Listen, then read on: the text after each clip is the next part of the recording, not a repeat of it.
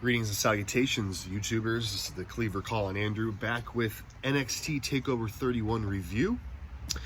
We started off the night with the North American Championship, Damian Priest defending against Johnny Gargano.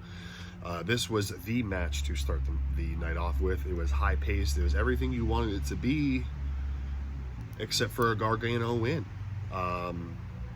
Johnny Gargano has probably the worst losing streak in NXT TakeOver history. I wish I had Chris Willis here with me to give me the facts, because he's the facts man when it comes to TakeOver records. But Damian Priest successfully defended his championship, as I predicted, against Johnny Gargano. I really thought this was a great opening match, and I'd like to see these two do work again down the line.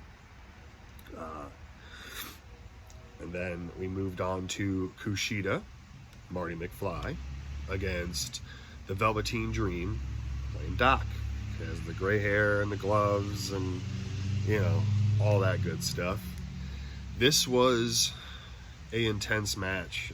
This was probably the sleeper match that nobody was really caring about, but it did deliver well. We saw Kushida, what does he call himself? The submission specialist or something like that. Submission technician, whatever.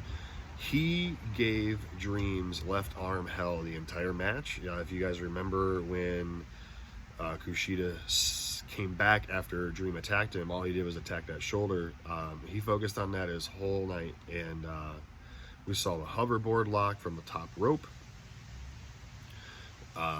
After Dream tried to hit the the Rainmaker elbow, and he hit it, but it was with the left elbow.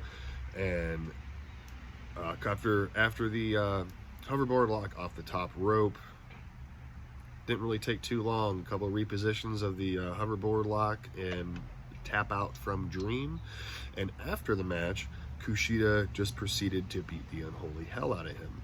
So heel Kushida, okay, I could see that work, but also is this just punishment for Velveteen Dream and things that have happened in the past? I'm not going to get into those right now, but yeah.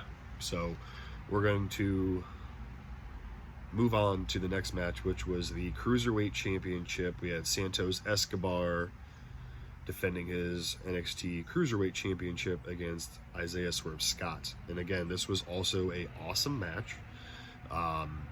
These two have had a feud for a while now, and it has been super good, and I really hope this isn't the end of the feud.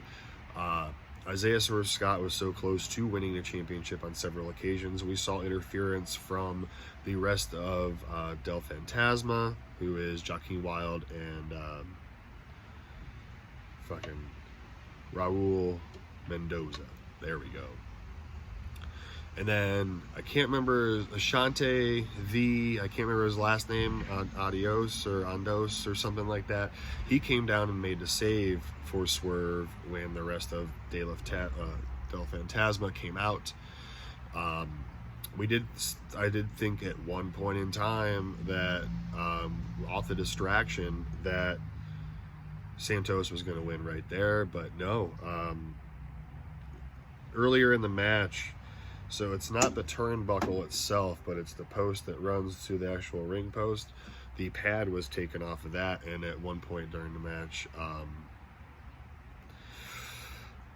we saw Swerve get hit on the outside of the apron and fall and hit his head on the back of that, and that what's led up to the Phantom Driver 1, 2, 3 title retention.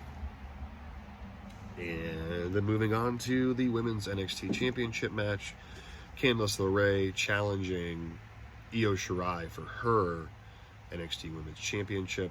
So this was a definite sleeper match of the definite sleeper match of NXT TakeOver Toronto 2 from SummerSlam weekend last year, 2019. And they proved why it was a sleeper match again. I thought this match was fantastic. I was really hoping that Candice LeRae would have won the championship here. I know the Garganos are on a quest for gold, but I didn't see Johnny winning it just because it's Johnny Takeover. He really doesn't win. But anyways, after Io Shirai defeated Candice LeRae, we got a video package from Toni Storm saying that she is officially on her way back to NXT. So hopefully we can get Jordan Devlin and stuff back, who I was hoping would have showed up after the Cruiserweight Championship match, and whoever was holding the title on the top of the stage, he would have a confrontation with, and boom, we move forward into a Cruiserweight Championship unification match. But I guess they can't give us everything all at once. But then here's what happens too. And I had two different theories on who the mystery person could have been. We get the green lights, and it's like a freaking video game. And night vision, someone walking through, and they come out on the stage. This is right after the promo from Toni Storm as Io Shirai is still in the ring. And they come out on the ramp, and they take the helmet off, and lo and behold, Ember Moon, ladies and gentlemen, has returned to NXT. A lot of people were thinking it was going to be Bo Dallas because he's been gone since December. His own brother said he's a better worker than him. Maybe they're going to repackage him. He was a former NXT champion. He actually has the 4th longest reign in history. So I know a lot of people sleep on Bo Dallas. And yeah, Ember Moon. Ember Moon is back. So shit, I'd love to see Ember versus Io. That would be fantastic. Ember has been always a great in-ring performer, in my opinion. And I'm glad that she's back from an injury that she didn't know if she was going to be able to come back from. If anyone remembers seeing that on, oh God, what was that show on? What was it? FS1. WWE had a little talk show with CM Punk and Renee Young. WWE Backstage, was that it? But I remember last time she was on there, she was saying she doesn't know if she's going to be able to wrestle again or anything like that. So, moving on to the main event of the evening, we have Undisputed Era's Kyle O'Reilly challenging, Finn Balor for the NXT Championship. We saw the promo last week that Finn and Kyle had. Kyle said that he's always wanted to wrestle Finn, but by the time he made it to the United States, Finn already left for Japan. And by the time he got to Japan, Finn left for NXT. And by the time he got to NXT, Finn left for the main roster. So, we're finally getting the showdown of Kyle O'Reilly and Finn Balor, and this was a hard-hitting match. I have seen a couple of different reports that the match was stopped early due to possible injuries to both men. We saw a really, really hard shot to the stomach by Finn Balor to Kyle O'Reilly at one point, and Kyle didn't seem to recover 100% from that shot, and they just kept targeting the stomach area. And I mean, if you went into this match thinking that Kyle O'Reilly was going to win the championship, I give you credit for thinking outside the box. But we all knew this was not going to happen. He's getting his push a little early due to the COVID outbreak in NXT and all around that. And one other thing I wanted to bring up too, they switched arenas. They're at the Capitol Wrestling Center now. And they have their own little Thunderdome thing, and the plexiglass has a black steel cage over it now, and it looks amazing. WWE, you did great with this CWC, and it looks way better than the Thunderdome. I'm just going to throw that out there. But anyways, Finn Balor is victorious at the end of the match. It was a great, great, great match. Go back and watch it if you haven't, or go back and watch it again. I thought these two dudes did wonderful together. Post-match, Balor helps up O'Reilly, and they have that moment of respect for each other with a kind of a handshake. And camera pans, and we get Ridge Holland carrying Adam Cole lifeless over his shoulder, and then just drops him over the barricade onto the mat on the outside of the ring.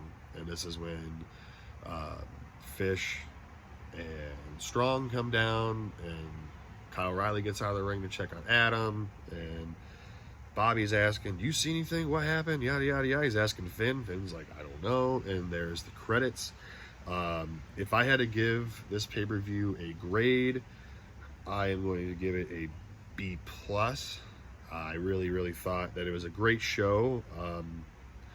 Kind of random to have this takeover so soon, but I guess I cannot bitch about having a takeover because they're always super good.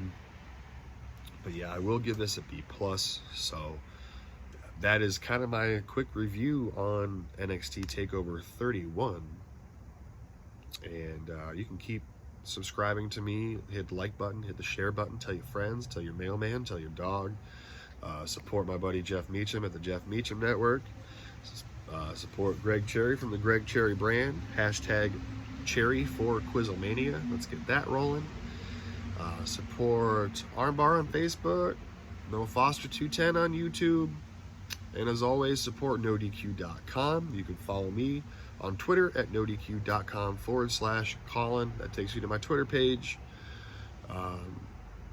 Yeah, support NoDQ.com. Head over to NoDQ.com's Teespring and buy some merch today. We got masks up.